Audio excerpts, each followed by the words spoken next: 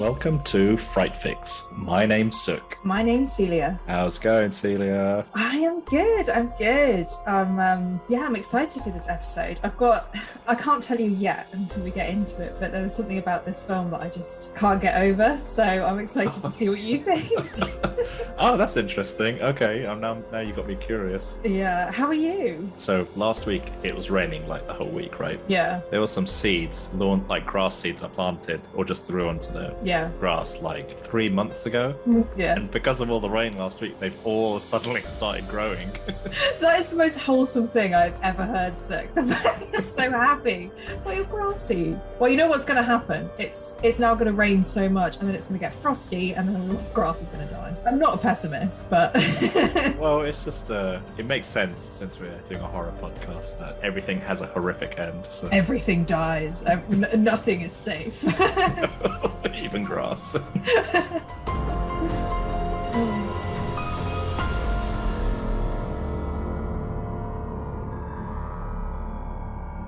So this week, we'll be reviewing the 2012 horror Sinister, starring Ethan Hawke and directed by Scott Derrickson. Find your Fright Fix anywhere you listen to podcasts and follow us on social media at Fright Fix Podcast. And follow us on YouTube at Fright Fix. Yeah!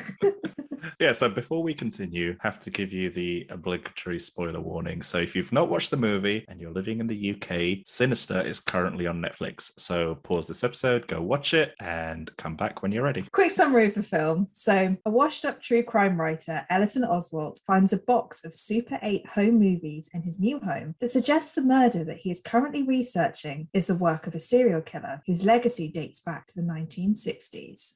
What? Oh my gosh. What? So what did you think of this one? Well, I mean, from the little synopsis that I just read, it is a really interesting storyline, I think, this film, for a horror film. His job is a crime writer. He's trying to figure out what's happened. It makes it really easy for a narrative to progress because it's kind of, the whole plot is built around trying to figure out what happened. Yeah. Because in some films where they spend most of the film in denial that something's happened in the house, or, and then it's only halfway through that they go, right, now let's figure out what's happened and who this ghost is. Yeah. This film kind of does it straight from the beginning. It's not that he's looking for a ghost, but he's looking for answers. So I really like the storyline of his character and how it progresses. Yeah. He's like a detective almost, isn't he? He is. And it's just refreshing that they don't waste any time with the denial, because sometimes that is really annoying, especially in horror films where don't believe in ghosts and it takes them ages to be like, okay, there is a ghost, even though they've seen apparitions 1,000 times. In this film, it is very much from the get-go, let's get it done. And this is the thing I wanted to say, and I don't know if you agree with me. Go on. This film is so scary. This is the first film we've watched in the however many episodes we've done of Fright Fix. I was alone when I watched it, and I was alone when it finished, and I was truly too scared to get up. I've never been that scared before when we've been doing these things. Right, so talk me through your setup when you were watching it.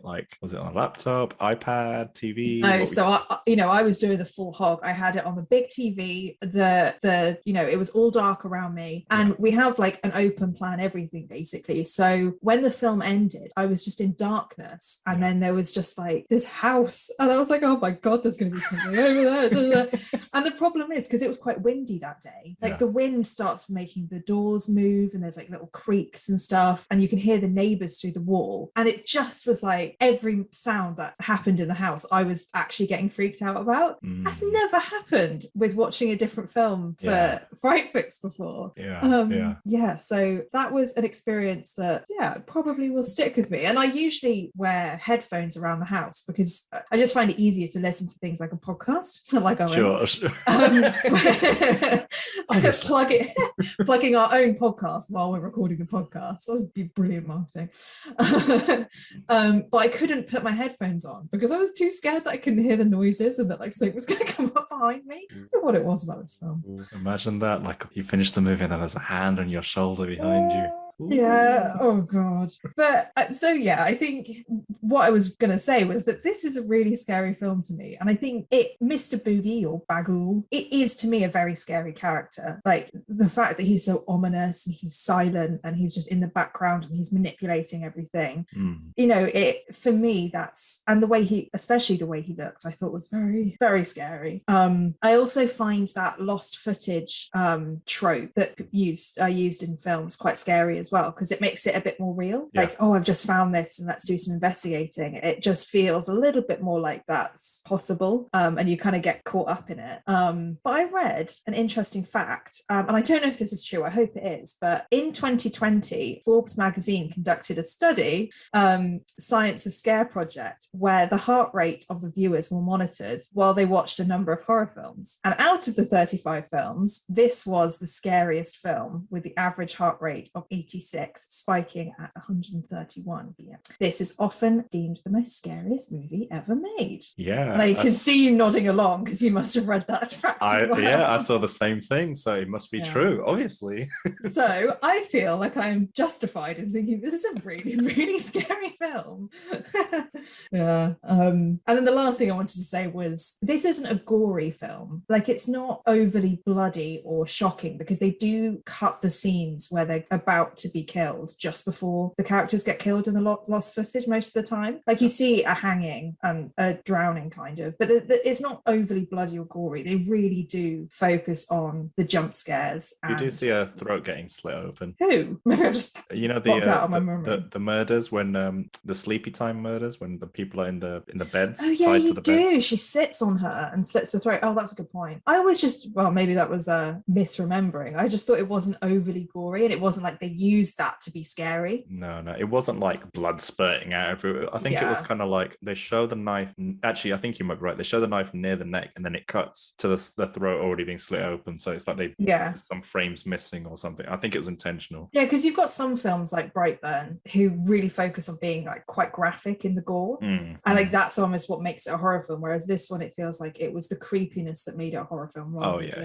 Like it's not a slasher film or anything like that. But yeah, so I feel like I rambled on a bit there, but that is my overall thoughts. What about you? And you're now going to say this wasn't scary at all. No, not at all. No, this is just another case of, I think we're on the same page with this movie. Yeah. This film has a few kind of key ingredients that always terrify the hell out of me, to be honest. Yeah. And any movie with these few ingredients, oh my gosh, I'm like in. So like the first one is kids. Yeah. Like those freaky little vacant faces.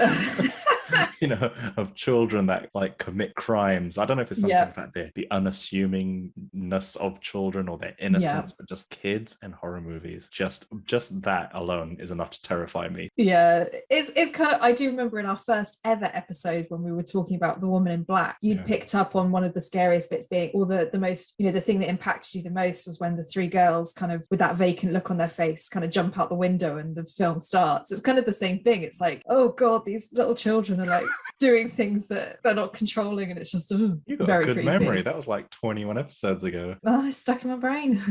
Oh man, you're really good. I might get you to be my biographer. I can't remember anything. Like if it happened more than like a year ago, I don't know. So you have to make it quick if you want a biography. Anything to do with horrors or scares, you're in there. Yeah.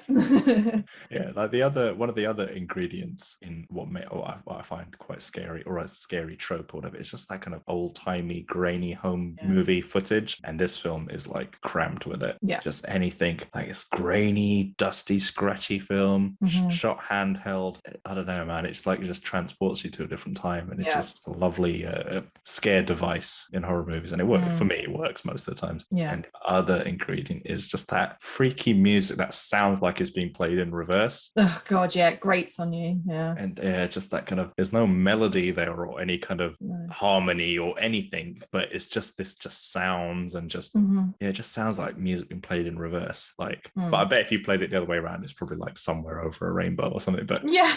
It's just like, yeah, man.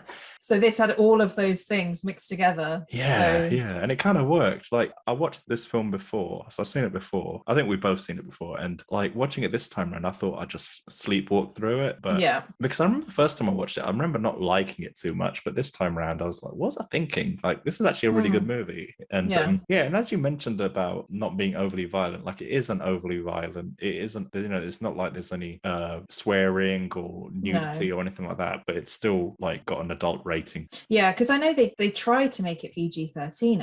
I mean, what were they thinking? I don't know how they ever thought. I find that so annoying. I think we said this in a different podcast as well, where you toe the line so close between PG-13 and an R-rated film. Clearly, you're never going to get it PG-13. So why don't you just make it R-rated? Like, just go for it. Because even if you didn't show nudity or sex or overt violence, the nature of the story is not something a 13-year-old should watch. No. This is textbook adult content. 100%. I loved how each one of the murder scenes had like a cutesy name, like a child had named it. Yeah, it's like pool party and hanging out. That was a good one. Family hanging out. Family hanging out. Family hanging out basically means the family being hung from their necks from a tree, and lawn work is basically the family being run over with a lawnmower. Oh god, that one. Yeah, there's a whole bunch of them, but yeah, that's those are kind of my like initial overall kind of thoughts of the film. Nice. So we talked about the scary aspect, but what did you think specifically about the acting and the casting choices for this film? I really like Ethan Hawke generally. I think he's a bit of an underrated actor, and I like watching him. I think he's really good. Yeah, and I think he carries this movie, and I think it's because of his kind of star power. I think he kind of gives this film a bit of credibility because I think he's the only named actor in the movie, or the only kind of like known actor that I can think of immediately. And I think they could have very easily just gone with an unknown and kept the whole thing very low budget. But I think I wouldn't be surprised if they spent a large portion of the film's budget on having a named actor appear. And I think getting him in, it's good. I really liked him, and I also really liked the Deputy So-and-so character. Yeah, I had to keep going back and saying, is he called Deputy So-and-so? Yeah, I mean, he I don't think he's actually named in this movie. I think it's just like Deputy So-and-so, whatever. And I think he's in the sequel as well. Right. And I think the sequel revolves around him, and he doesn't get named in that either. Oh yeah, but I really liked his character. I could just imagine, like, I don't know, like I just liked how he was so helpful and so like just trying to be involved, and he seemed like a kind of a well-natured police officer character, and I would personally like to see more of him, and like him just getting wrapped up in all these kind of occultish mysteries and whatnot. Him just kind of being like, "Hey guys, how can I help you?" Yeah. And to be honest, like he does, if his job is like as a deputy in a police department, like he has the right to be able to investigate like murders, and imagine if he could have a series about all the murders that end up being supernatural, and he's the one that kind of comes in and figures it out. So you've got the crime element, but you've also got the supernatural element. You've got Deputy So-and-so in the middle. And even on the phone, like Ethan Hawke has him saved as Deputy So-and-so. I wonder why they did that. Was it just supposed to be a comedic thing, maybe? I did think about that actually, and I think it's got something to do with the fact that Ethan Hawke, his character, is so just single-mindedly focused on getting this book out and his career and his stardom and his fame, that he kind of puts his family second, right? And he kind of is using the police officer, the deputy, in order to advance his kind of journey or his career, to the point where he's kind of almost dehumanized him. He's just using him, so he doesn't care what the detectives or the deputy's name is, so he's literally just called him Deputy So-and-so. That's just my theory. I could be totally wrong. That, I think you hit the nail on the head. That's brilliant. I think that's true. What did you think it was? Well, I didn't think anything. I couldn't figure it out. And now that you said that, I'm like, obviously that's what it was. No, I think you're right. I think it was just like, it was he just disregards him and says, I don't need to know who you are because you're not my focus. And his character is very, Ethan Hawke's character is very much entwined in his own career. I mean, they wouldn't be in that house if he wasn't. So I think you're bang on. I hope so. I can't think of anything else it could be. But I mean, that's it. Kind of very small thoughts I have on on the casting and performances. What did you think? Well, the first thing I thought was, where is the cast of Insidious? Because I keep thinking it's because this film is called Sinister, and like the Insidious and the Conjuring and everything, they all have these kind of one word titles that are, you know, adjectives for horror things. So I always think that this film is part of the Insidious, you know, franchise. So when it started, I was like, is this the right film? Am I watching the right film? Like, I knew who Ethan Hawke was, so I knew it was going to be a, you know, it was a proper film. And so it did take me a while to realize, oh yeah, this isn't going to be a Patrick Wilson and no, what's the name? Because you got confused with last week's film for this.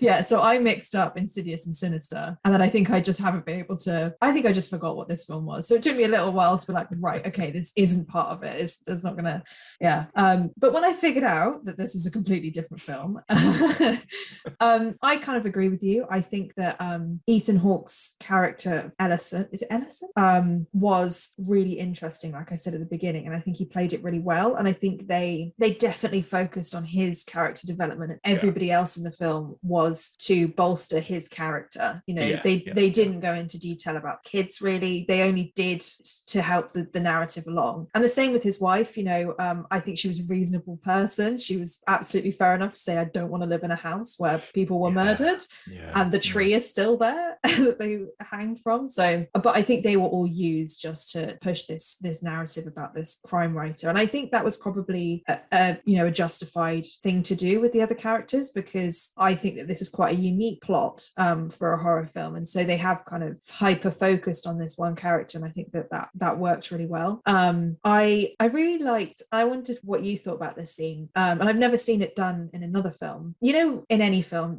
they're trying to get the motivations of the characters across in different ways, whether that's through conversation, whether they're flipping through a memory book, or they're writing something down, they're painting. But in this film, to get across Ellison's character, the character of Ellison, his motivations, he rewatches an old interview that he did on TV where he literally talks about why he does it. Like he says things like, because they say, why do you spend so much time exploring grisly content? He says, I'm driven by a sense of injustice. And he says all this, and it's like, that was a really interesting way of just getting across why this character is the way he is and where it's going to go, because it clearly shows he's pretty obsessed with it. And he's quite full of himself, and he thinks that he's kind of got the savior complex of being able to, you know, go into a crime and be like, as a crime writer, I do a better job than the police. Or whatever, And I just thought that was a really interesting way of getting those motivations across. Yeah, because to his wife, he's talking about, we're going to be rich beyond our wildest dreams. We're going to never have to work again and blah, blah, blah. But on the thing, he's like, yes, all for justice. And he says, I'd rather cut off my hands than write a book for fame and money. And like, even he cringes at the fact that he said that. Like, you can, while he's watching it back, he kind of rolls his eyes. It's like, he's so clearly not doing that. Like, he's doing it for fame and money. I mean, they want a big house and they want a nice life. And by the end of the film, he's cut up into pieces. That's such a good point. There's like foreshadowing to the end. And then the other thing I was going to say was I thought his reactions to the found footage were amazing. And I don't know if you saw this while you were looking online, but I found a fact, again, don't know if this is true, but they said that Ethan Hawke had never seen the snuff films prior to the recording of Sinister. So when his character watches them, it is the first time he's seen it, and those reactions are, you know, real to the point of he knows it's not real footage, but he has never seen it before.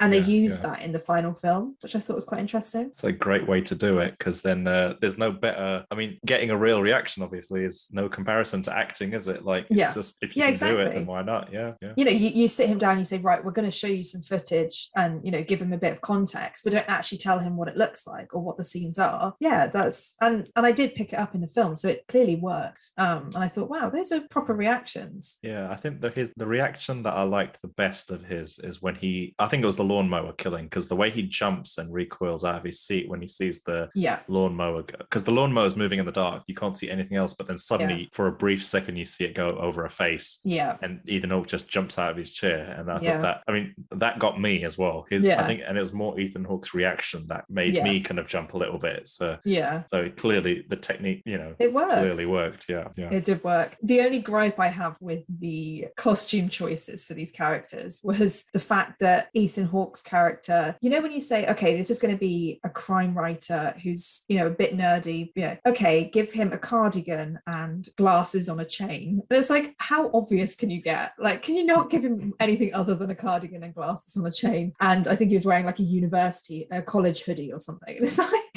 it's just so, you know, obviously trying to get across that this person is, you know, an English writer and whatever. It's literary, like, yeah. Yeah. Oh man, I bet wearing a cardigan and is super comfortable. I've never worn one, but I can imagine. I mean, I wear glasses, obviously, because you can see my face. But yeah, the thought of as I'm getting older, the thought of having like a chain around my glasses is becoming more and more appealing. It's more and more practical. Yeah, because I get it now. I'm like, it makes sense. It's comfortable, isn't it? So it's practical, but my God, it's not very fashionable. I'd still respect you. I'd still respect you if you did it. Lucky for me, I've never been fashionable. So, or you could get those glasses that unhook from in the middle of your nose. Have you seen those? Yes, you can wrap them. You can wrap them around your neck. Oh dear. So, what were your favorite scenes or elements of Sinister? Well, I mean, for this film, I didn't have too many favorite scenes, you know, but there were a few that I thought were really cool. And one of them was the kind of slow motion scene where Ethan Hawke's character is walking through the house and the dead children kind of come up, but they're all in slow motion. It's almost silent. And the pacing of that was really interesting because there were no jump scares. There was no loud music that kind of they've used throughout the film. It just completely changed into this really slow, ominous, it was almost like a dream as he was walking through. These different characters, I want to say popped out, but they didn't pop out at all. They kind of just appeared and ran really slowly towards him, and you see them for a long time, and they disappear just before he can, or they go around a corner just before he turns around, and it just broke the film up. And I thought it was a really innovative way of creeping you out. But I really respect it because this film, kind of like Insidious and a few of the other ones, it's not overly deep.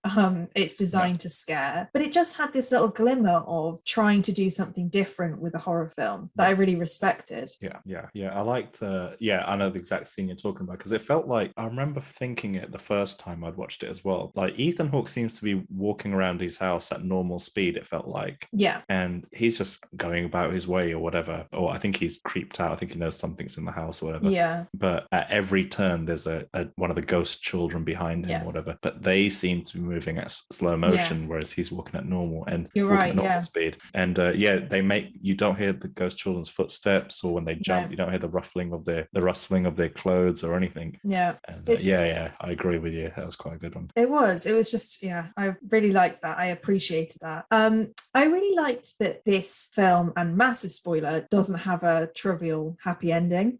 You know, I'm glad that this film ended on the cliffhanger of it's still happening, like they haven't got rid of the demon, the ghost. They are ultimately killed as well, and they're just part of this chain of families who get killed once they move house. And I just think that I really appreciate, because I'd forgotten, because I can't remember anything, I'd forgotten how this film ended, and I was kind of building myself up to say I'm really annoyed that they survived, like I'm really annoyed that this but when they didn't, I was like, okay, fair enough, they didn't do what I thought they would do. And then just a few things that really scared me. I think you mentioned it, the pool scene, when they're, I think it's called Pool Party or something, when he sees that the face of, I can't remember what's his name, the boogeyman, Bagul, in the water, and he kind of like turns his head. I thought that was so creepy. It was just and apparently the actor who did that had to stay underwater. He had like weights in his pockets, and he had to like stay under there because they were quite worried about that scene and the hanging scene, because they had to use people, you know, actually slightly doing those things. So like the actors did go into the water and had to stay there for a little while, obviously not enough to drown you, but I know that the production team were quite worried about some of those scenes. To make them look real, you kind of can't use any CGI, and they use the actual whatever it's called, Super 8 film, so you know, it kind of had to happen. fun. And then the bit that really scared me, this is my last thing, was when the face, so he has Buggles' face on his computer, and then the face moves on the computer screen. I was, oh my God, there was something about that, because I was staring at it like, don't move, don't move, don't move. And then it just slowly just moved. Like, that really scared me. I don't know why. It just got me. It's weird. The visual, like a visual like that, like watching a demon inside a monitor or wherever, or a TV. It's like it's a scary visual for sure. Yeah. But if you want to really kind of unscarify it, just start thinking about the technology in the device. I think, well, they're all little pixels, really, aren't they? No, that's all it is. And then you can kind of like talk yourself out of all of the scary moments. Yeah, see, I feel like that's your expertise coming through. For me, I was just like, oh my God, he's in the screen, he's gonna pop out. And oh no. I bet you wouldn't be very good with The Ring, because you'd be like, well, it's just a screen and it's just pixels. And I've never seen it.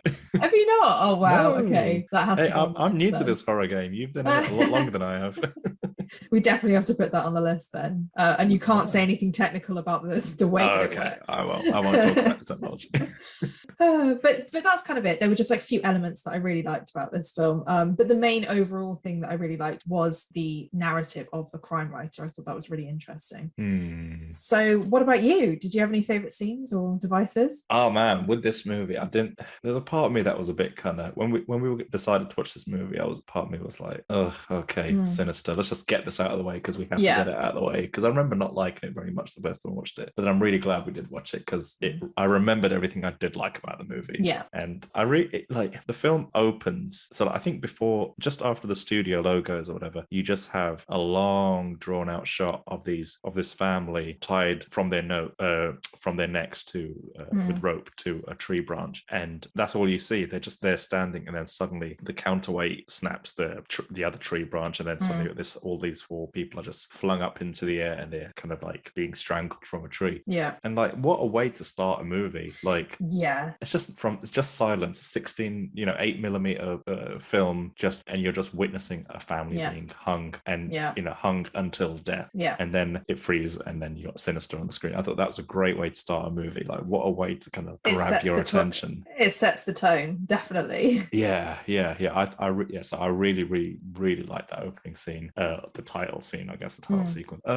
Other stuff I liked, something I really respected was the fact that the kind of the home movies were actually shot on 8mm. Yeah. And I've shot on 8mm in the past, and it's not easy. Like, like with a lot of like modern cameras, whether it's in your phone or a digital camera, like hand camera or whatever, like there's light meters and whatnot inside those devices, so they can adjust the sensitivity of the sensor and everything, and so you're not getting like stuff that's too dark or stuff that's blown out. But with film, you don't really get that. You have to manually set everything, and like there's no previewing, so you can't see what the shot's going to come out like until it's gone to a lab, being processed, being developed, and then comes back to you. So like getting it right is difficult. Like, I mean, I'm sure they had a team of technical wizards that knew exactly what they're doing, but the fact the fact that they actually went and did it, I respect that. Yeah. And, well, now that you've explained how technical it is, yeah, absolutely. I was just going to say, even if the lighting slightly changes, I guess, like that can completely throw off the way that it comes out, because you can't adjust it to the new lighting. So yeah, I can imagine that. But I suppose then it just adds to that element of the graininess of it, because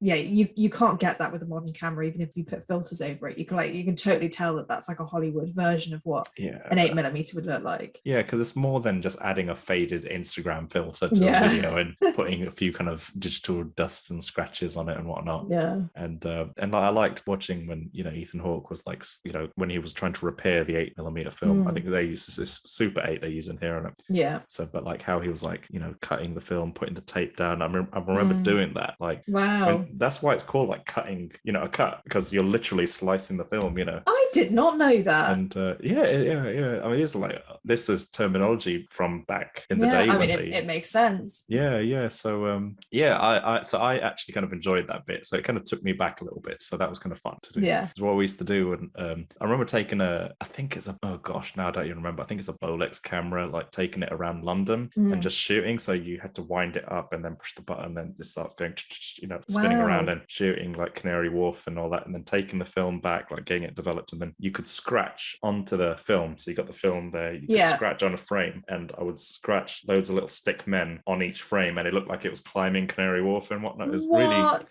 really lame. But that is not lame at all. That is so cool. It's just silly things we used to do, and I enjoyed that bit, and the bit where he projects the film onto the wall and then gets his digital video camera and films it to digitize it. That was how we used to digitize it. Right. And I think the process is called like telecine or something. But then you take that into like your video editing software, then you could cut it up and whatever. But it was, I don't know. I enjoyed that bit. It kind of, I don't know. It brought you back. There was nostalgia, not the contents of the footage, but the fact that it was filmed on that camera. Because I'm sure you weren't watching and going, good times. You're watching this horror movie thing. Yeah. And there was one line I really liked in the film when the wife goes to Ethan Hawke, "We didn't just move a few houses down from a crime scene, did we? Again," or whatever. Yeah. And he's like, "No, we didn't." And I'm thinking, "You've moved into the damn crime scene." He's like, "No, we didn't move 3 doors down." I mean, he's right, but and he says that later. He's like, because she finds out later and she gets so angry. He's like, "But we didn't move 3 doors down." And she just looks at him like, "Are you mad?" Oh man, yeah. I thought another bit that was kind of interesting, whatever, was, you know, when Ethan Hawke is watching the video where the family gets burnt inside the car. Yeah. I remember thinking, come on, man, just call the police. Don't do it. Just call the police. And then he did call the police. He did. I was like, okay, movie's about to be over now. He's just going to call the police and do the right thing. But then as he, when the police are like, okay, how would you like me to redirect your call or whatever? He looks at his book on the shelf. Yeah. And then instantly he's like, no, I need to do this for my career and blah, blah, blah. Yeah. And I just felt like that. Yeah. Then he hangs up the phone. I just thought that kind of 30-second clip or whatever is just sums it all up. Yeah. Like it just sums up his call to action in this, in his journey in this film. And I thought it was quite cleverly done rather than forcing it down your throat. And like all the ingredients had been set up prior to that, like his kind of, struggle as an author or whatever. And then bang, he's going down the path you don't want him to go. Yeah. They've set him up. And that's what I mean. Like, I think they spent a lot of time on his character development and how they would show him as a person. And they have used quite a cool, a few devices to do that, like looking at his old books. And like you said, he doesn't actually say anything. He just puts the phone down, but you know what he's thinking is this book means more to me than calling the police. I have to carry on. Yeah. No, absolutely. Yeah. Sorry, this is the last thing I'm gonna say. When I've noticed that most of my points have nothing to do with the horror of this movie. But when Deputy so-and-so starts talking about when authors thank people in their he wants to be the acknowledgements. Yeah. I thought that was pretty cool. Like, have you ever been like a thank you or an acknowledgement of a book or anything like that? I haven't, but my cousin wrote a book about hats, and my mum my mum drew the sketches that are in the book with all the different hats, and I'm used in quite a few of those as like the model wearing the hats. So not an acknowledgement as written, but kind of an acknowledgement as my face, which is quite cool. You'll have to send that over at some point. I'll have to show you. But no, I've never been acknowledged in a book. I would love to be. I don't know why. I think I'm like Deputy so-and-so. I want my name immortalized in a book, because whenever you read the acknowledgements in the book, like that person means something to the author, don't they? Like that's the person that's got them to where they are. If I was ever that person for someone, that'd be brilliant. When it's like, for Karen, love you always, or whatever, it's like you are my rock. Yes, I am. Have you ever been acknowledged? Yeah, once. But this isn't like a published book or something, but like my friend, she was doing her master's whilst I was doing my degree, and English wasn't her first language, so at night time I would just read her thing and just tell her if there's any corrections or whatever, not thinking much of it. But when she published it, like when she was submitted she showed me it's all ring bound and everything, and on the first page I think it had loads of thank yous, but it had my name on it as well, and I was like, why did you put my name in there? It's just like, because you read through it. Now I just wish I kept a copy of it just so I could prove to people that my name's on something. I did something. I'd done something with my pathetic little life. Yeah. Oh, that's so sweet. Yeah, maybe someone will acknowledge the Fright Fix podcast. They'll do like a whole book about horror films that would be like, and the only reason I did this was Fright Fix podcast with our names in brackets. So if anybody's writing a book, put us in there. Yeah, hopefully it's not like Fright Fix podcast ruined my life. Yeah. Fright Fix podcast responsible for my divorce. Yeah. Like the really sarcastic, like, thanks to Fright Fix, my life has fallen apart. Yeah, that's me done. Yeah. So yeah, we've said what we liked. Is there anything you didn't like about this film? Right. Now I am really kind of clasping at straws with this section, to be totally honest. There wasn't a huge amount I didn't like. If I kind of had to really kind of nitpick, a lot of the movie was very dark, I found. And I mean, my eyesight is okay at the best of times. I mean, when I wear glasses. Yeah. And without my glasses, I'm virtually blind. But it's a very dark movie, and some bits I found a bit difficult to see. And maybe they used it just to kind of hide the cheapo sets and the cheap kind of special effects, possibly. So I struggled with that a little bit. But then I might be in the minority there. I think I'm probably just nitpicking now. I thought the music that they played over the 8mm home videos when the murders are happening, I thought the music was very unsettling, very scary. Like, it did add to it, but I just, it also kind of took me out of the scene a little bit simultaneously. Right. So I just found it a bit kind of unbelievable, because sometimes I think there were one or two shots where they just had the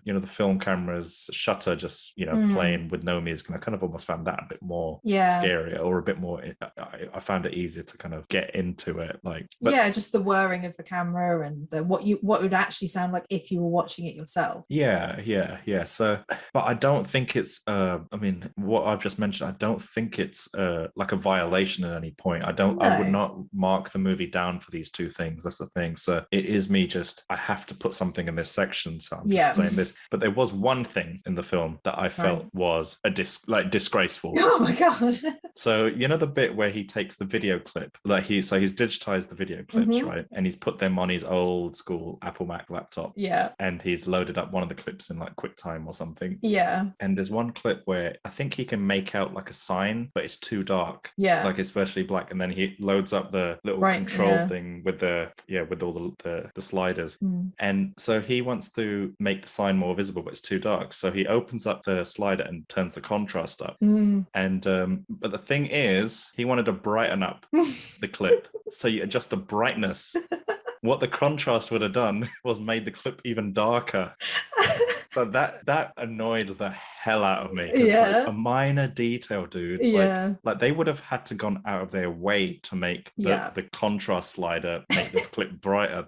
So somebody would have sat in an editing thing and some special effects thing, putting that together, where all they have to do is adjust the brightness. Oh, that's so funny. Because if you want to brighten up a clip, you change the brightness slider. That's like then wanting to brighten up the clip and turn the volume up. It's that's how effective it would have been. So. Yeah, that's so funny that's disgraceful. I thought it was going to be such a major thing. I did notice, to be fair though, that one of the bits when he's doing his investigating and he's pulling up all of these digitized versions of the videos, he zooms in and then onto the face of Bagul, and then it's suddenly really clear. And I'm like, I'm sorry, but it's from the 60s or 70s. You filmed the video and then you've uploaded it and then you've zoomed in and suddenly it's the clearest photo of his face ever. It just would not work. It would not make sense. No, it's in science fiction movies when they're enhance. Yeah, enhance. And that slider almost comes across from the top to the bottom of the photo, and then it just suddenly is way clearer. It just doesn't work that way. The funny thing is, where I think they made a mistake, if they wanted to enhance the footage, if they went direct to the negative of the film, there is a small chance they could have done that successfully. Right. But because he started to zoom into the digital version of the film, if he zoomed in, all he would have seen was pixels. Yeah, just massive pixels, and you can't do anything with that. So in my less technical brain than yours, even I noticed that a few of those things didn't make sense. What about you? What did you not like about this movie, if anything? Well, there's only one big-ish thing that I'm kind of nitpicking as well. But the first thing I want to say, which is kind of along the same lines as what we're talking about with the kind of digital when he's doing the investigation of all the different bits of footage. And what I love about kind of investigations when you're going through films like this is that I like to guess what's going to happen. So I'll like really look into all of the scenes and like see if he's going to pick something out of them that we might have missed and things like that. And so there's a scene where when the family are being hanged, he notices that Bagul's in the background in the bushes. Yeah. So he zooms in and then it's like, oh my God, Bagul's there. And I had to pause the film and go back because I remember looking at it and saying, okay, there's nothing in the background, like there's nothing we've missed, because that's what I like to do. I just find it fun to try and figure out. The beginning of the movie where you see the hanging originally. Yeah, because there's two, you see it at the beginning of the movie and then you see it again when he sees it. So I went back to both of them and looked at it, and that he isn't in the background of either of those. So they cheated. So they cheated basically so that we wouldn't guess. And I understand that Bagul has this kind of weird ability to like manipulate technology in a way, like he's in photos and stuff. Yeah, he seems to go in and out of the film at his wish. Yeah, at his wish. But that kind of felt like a aha moment, like I've caught him. But you can't. That's a bit of a cop out to like not have him even really subtly in the background of those initial views of it. Because like if you did catch it, you'd be like, oh, that's weird. Like I wonder what that's going to be. Yeah. And you know, they just photoshopped it in, and it was like, okay, well, you kind of missed a trick there, I think. Because it would have paid like, so if there's an eagle-eyed viewer, it would have paid off for them because they would have noticed it. But it's like cheating because it's like adding a clue when the clue wasn't even there to begin with. It's kind of weird. Yeah, you're revealing a clue when it wasn't there to start with, and you know, if you watch the film again, you might notice it from the beginning, be like, oh, that's really creepy. Like he's there, he's in all of the scenes. But yeah, they just didn't do that, so that kind of annoyed me. And then the only other thing that I was thinking about was, and you mentioned it when we were talking about what we like, and you said, oh, none of it's like the scary bits or the horror elements of the film. Yeah. And actually, I would appreciate this film as a mystery crime film. Oh, okay. By itself, I think. Yeah. As much as I love the scariness, as much as I think that the character of Bagul is really scary, I quite like the idea of a crime writer going into a house that a crime had taken place, finding this found footage and starting to figure out who the serial killer is, and the serial killer ending up being a person. Yeah. And it might have been more of like an investigation where he speaks to more people and then the person ends up being someone really close to him. I don't know, you know how it goes. Yeah. And it becoming more of like a mystery detective, but kind of a dark, because you know these found footage things are really dark. You could still use the children, like he might have been a teenager who manipulated like other kids to do things for him, like a bit of a bully or something. And I think this film would have worked really well in that way. And you could even have the ending being that like the crime writer does too much for his own good, like he gets too involved and ultimately dies at the hands of like whoever this serial killer is. It's like his fatal flaw is that he really wanted to write this book and he ends up dying because of it, because he got too entwined in it. Or like he has to be saved by the police, and the police are the people that he keeps, you know, disparaging in his books, and they end up saving him, or you know, and he has to learn something about the way that he writes his books. I don't know, I thought that would have been like cool. I think you've done it this week. Have I? I think you've just talked about a movie that I want to watch now.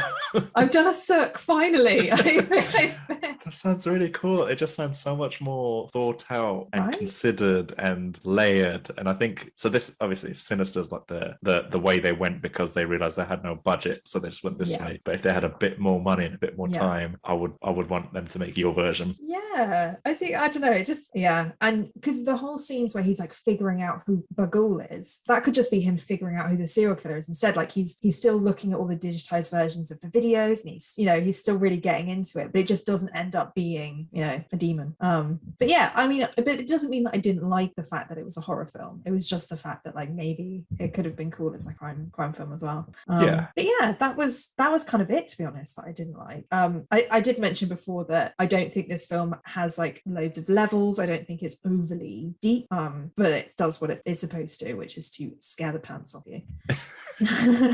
So what's your Fright Fix rating for Sinister? Yes. Well, okay. So I think that this is going to be quite similar to Insidious for me, because it's a film that is a proper horror film. You know, they don't cut corners when it comes to jump scares and making the ghost incredibly scary in my eyes, and the whole, really interesting narrative. But I think this film does a bit more than Insidious when it comes to creative ways of getting the plot to move forwards and creative scenes. I think it feels like someone sat down and thought about it for maybe a few more weeks than Insidious did, just because there's a few really interesting techniques. So I think I gave Insidious a 7 out of 10. So I think I'm going to give Sinister an 8 out of 10 because it goes along the same lines as Insidious in the fact that it's not super deep but does what it's supposed to. But it actually, I think it does a little bit more than that. Yeah, I think 8 out of 10 is a good score. Yeah, I mean, it always feels hard giving something a good, because for me Candyman was such a good film and I gave that 10 out of 10. You did, yeah. 8 out of 10 feels really close to 10 out of 10.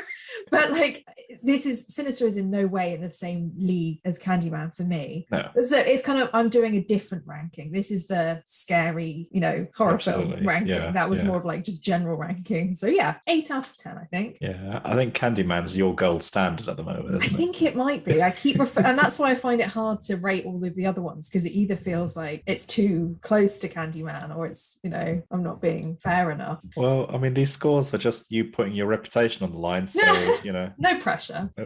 I'm not going to get an acknowledgement now in any books because people think I'm too mean. What about you? What's your rating? Ooh, I think you've summed it up quite nicely. I mean, I thought Ethan Hawke was great. He's very watchable, and I followed his journey from start to end. I thought it was really clear, and just watching his descent into the occult and his descent into the bottom of a bottle, I thought was very good. He started off reasonably likable and became, as the plot progressed, he became quite unlikable, but I was still rooting for him.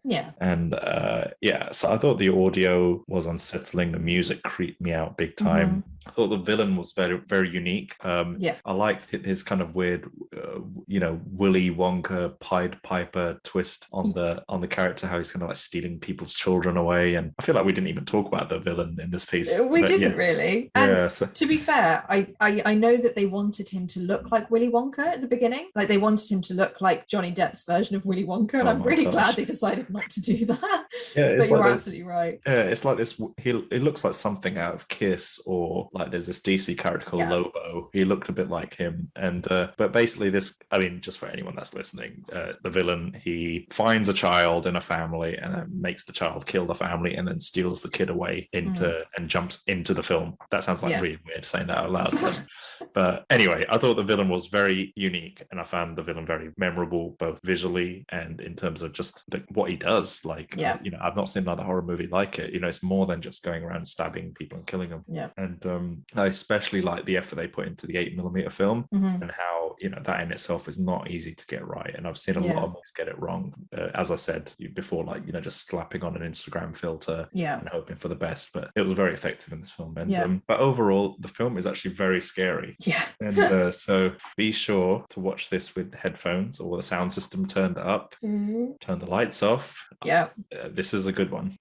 For me, it's a solid 9 out of 10. Brilliant. I think that's a really good rating. I think you've hit the nail on the head with effort. Like, they've put a lot of effort into this film, from the characters to the plot, everything. I think you do have to give a film that, because anybody who tries to do something a bit different gets a really good score. So I think 9 and 8 out of 10. That's pretty good. So that's like a 8.5 on average, 8.5 out of 10. That's definitely one of our better rated movies. I was going to say that's probably one of our higher ones, which is not what I expected, to be honest, when I went into this film. I thought it was just going to be another run-of-the-mill horror film, but to me, I think I'll come away with it thinking, this is knock your socks off scary, and actually has a little bit of a plot that goes along with it, which is also a plus. We'll have to start keeping like a rankings of all of our ratings, because I don't think we've got one where we just can, maybe reveal to ourselves what we rated the movies throughout the year. And then there's an ultimate horror movie list of best to worst from our own opinions. That is a really good idea. We should probably do that, because I